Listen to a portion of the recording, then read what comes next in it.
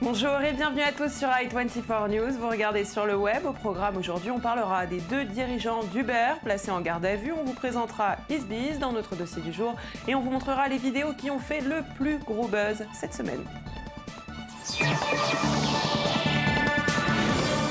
Lundi dernier, les dirigeants d'Uber France et de l'Europe de l'Ouest ont été placés en garde à vue par la police judiciaire parisienne. L'enquête sur leur application mobile, Uber Pop, visant un système d'organisation illégale, avait été ouverte l'année dernière, bien avant la journée de mobilisation des taxis, pour dénoncer le travail clandestin dans le secteur. Les deux directeurs de la société ont été entendus par la PJ. Ils ont finalement été placés en garde à vue. Une première victoire pour les chauffeurs de taxi. Je vous rappelle qu'en mars dernier, le siège parisien d'Uber France avait déjà été perquisitionné. De la documentation, des téléphones portables et des ordinateurs avaient alors été saisis, ce qui pourrait correspondre à des infractions à la loi informatique et liberté de 1978. Et dans le cadre de l'initiative French Tech, la France a lancé le pari French Tech Ticket pour attirer les entrepreneurs du monde entier qui aimeraient créer ou développer leur start-up à Paris. Le but, créer des emplois, s'internationaliser et attirer de nouveaux talents et investisseurs dans l'Hexagone. Avec plus de 40 incubateurs, 80 espaces de coworking, 20 Fab Labs et près de 1500 start-up qui se créent chaque année, Paris témoigne d'un dynamisme exceptionnel reconnu par le classement international. Ce programme débutera en janvier 2016. Il accueillera 50 entrepreneurs. Il prévoit un prix de 12 500 € pour 6 mois et par membre de l'équipe du projet, un hébergement gratuit et de nombreuses aides à l'installation. Voilà, c'était l'essentiel de l'actualité. Je vous propose de passer à notre dossier du jour. Et on ouvre ce dossier du jour avec Easybiz, une application mobile destinée à faciliter le recrutement, l'embauche et la gestion de paye sur des missions à courte durée. Plus d'explications avec cette vidéo de présentation.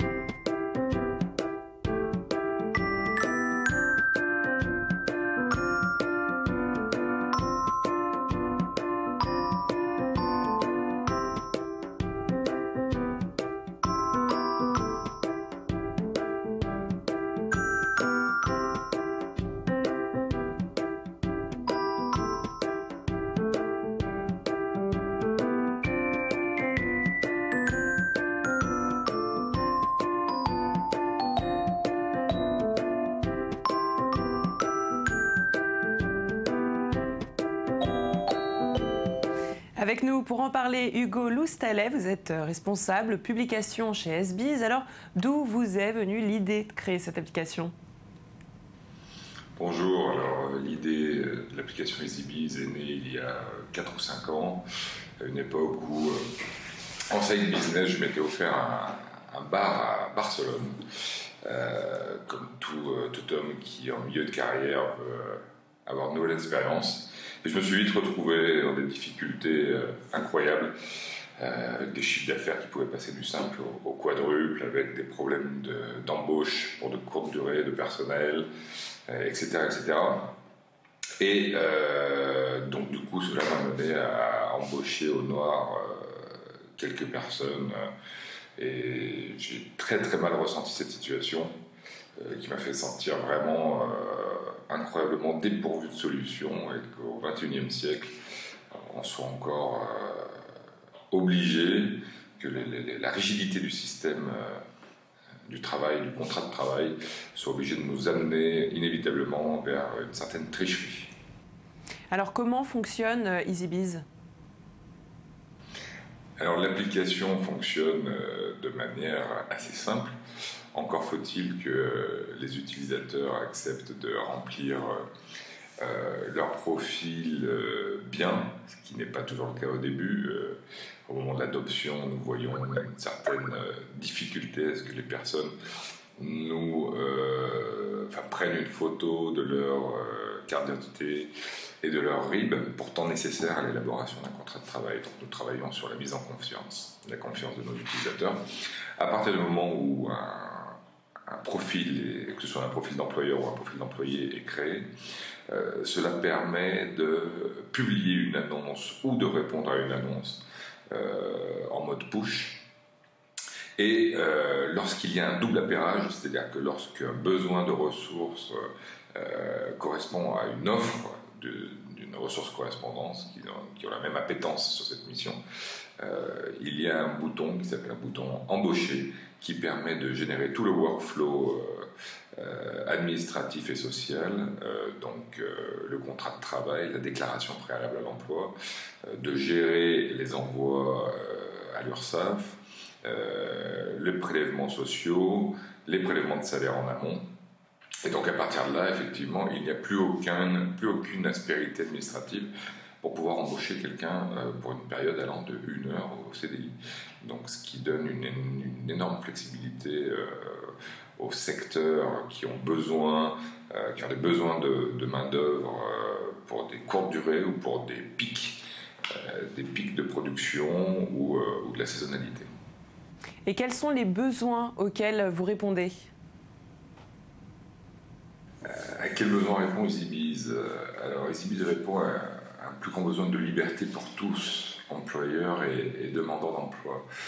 Les employeurs, surtout ceux appelés abusivement les petits patrons, doivent être concentrés sur le fait de produire et non pas de passer des heures et des heures à de la gestion administrative.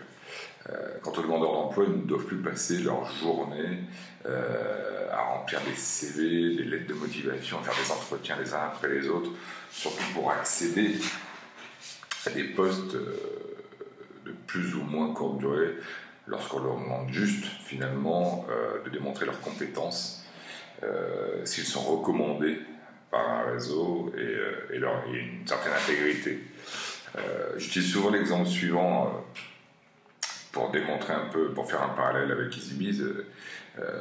Aujourd'hui, avec la mode du covoiturage, est-ce que vous demandez à un chauffeur de covoiturage de faire un tour de parking, un créneau, pour savoir si vous allez monter avec lui dans la voiture ? Non, vous faites confiance au réseau qui vous le recommande, une marque ou l'autre, d'accord ? Et pourtant, dans ce cas-là, vous lui confiez votre vie pendant une période allant de 1 heure à 5 heures, 6 heures, etc. de voiture. Alors, si on ne fait pas ça pour le covoiturage, pourquoi, lorsque je veux embaucher un archiviste pendant 1 mois pour archiver justement mes documents, est-ce que je vais lui faire passer 2 entretiens ? Est-ce que je vais lui faire déplacer 25 personnes pour trier sur le volet cet archiviste ? Non. Chez EasyBiz, c'est la même chose. Si le réseau de confiance vous dit que Monsieur Lou est un excellent auxiliaire administratif, vous pouvez faire confiance à ce réseau et vous pouvez l'embaucher les yeux fermés pour votre mission. Et à votre tour, vous le noterez au travers de notre carte de confiance pour alimenter le réseau, et il fera de même avec vous. Voilà. Donc c'est assez important et c'est comme ça que cela fonctionne. Alors on parlait justement de cette confiance. Est-ce que les employés et employeurs peuvent-ils vraiment faire confiance à une application pour trouver ou chercher du travail ? Alors, la confiance est un des points les plus importants pour le lancement de tout business innovant.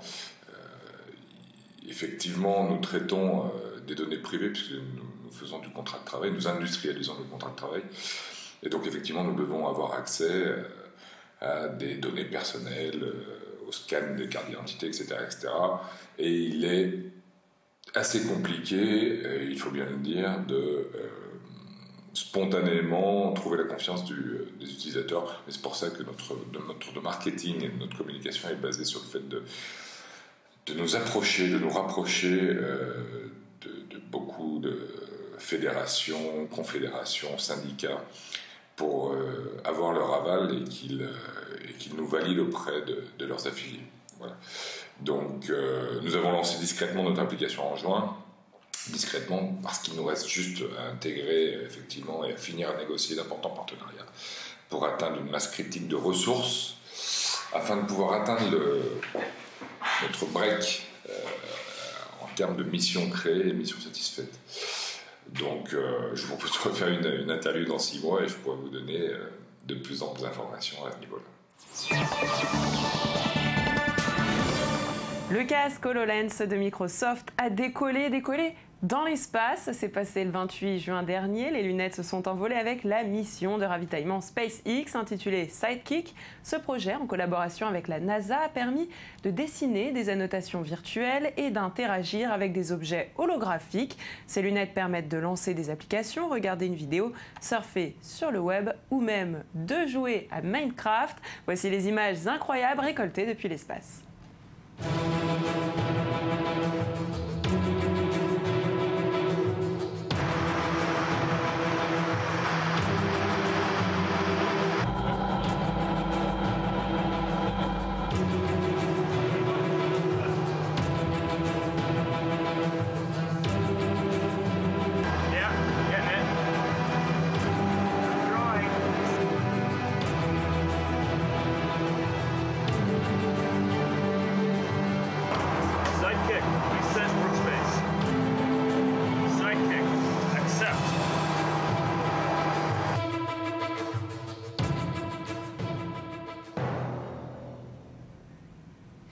Et depuis quelques mois déjà, Sony est devenu un opérateur de télévision. La multinationale a lancé aux États-Unis son bouquet de télé baptisé PlayStation Vue.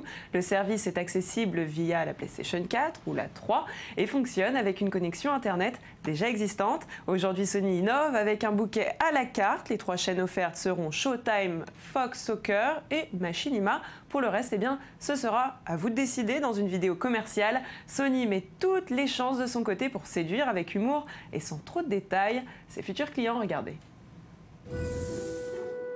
If you had a button that could reverse time, you'd use it, wouldn't you?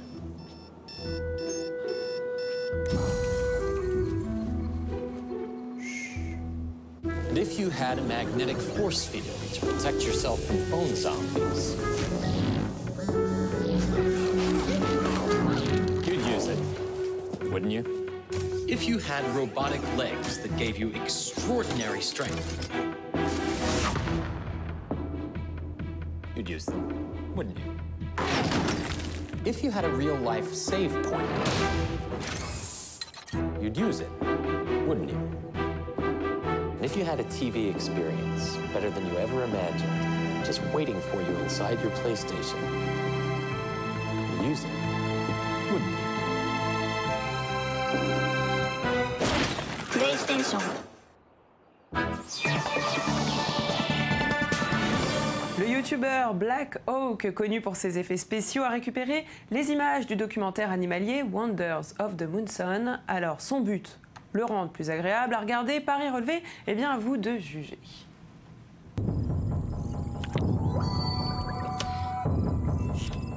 Australian freshwater crocodiles. Warmed by the summer heat, they are at their most alert.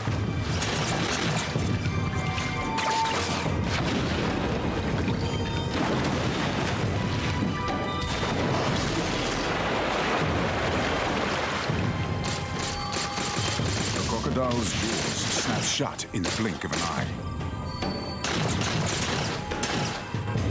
The bat's reactions must be quicker.